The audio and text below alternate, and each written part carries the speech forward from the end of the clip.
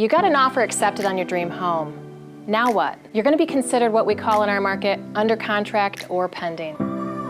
What we're going to do first is we're going to collect earnest money from you. That's the amount of money in your offer that we identified that you would be willing to put on deposit, usually around 1%. So we're going to collect your earnest money right out of the gate.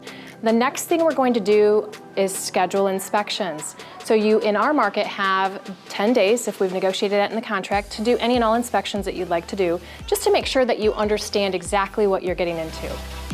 Your lender's going to collect an application deposit from you, and those are the funds that they're going to use to order your appraisal, and they're going to start the loan process. And part of that process is going to be collecting bank statements, verifying income and employment, looking at your tax returns to make sure you've filed everything appropriately with the IRS. So there are a number of different things that your loan officer over the course of 3 to 4 weeks will be asking you for. The next thing we're going to do is review the well and septic evaluation.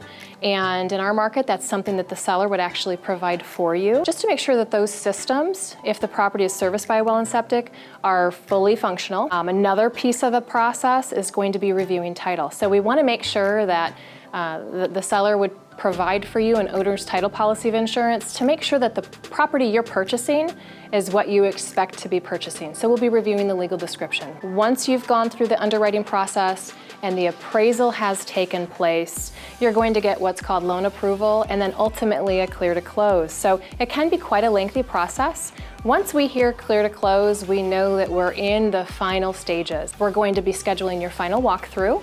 And in our market, it's fairly common for you to do a final walkthrough of the property within 72 hours prior to closing. And that just helps you to know that the property is in the condition you expected it to be in when you placed your offer. We'll also have you schedule your utilities so that on the day of close, as long as you're going to be getting possession, the utilities will be all put in your name. What happens on closing day? So closing generally happens at the buyer's title company.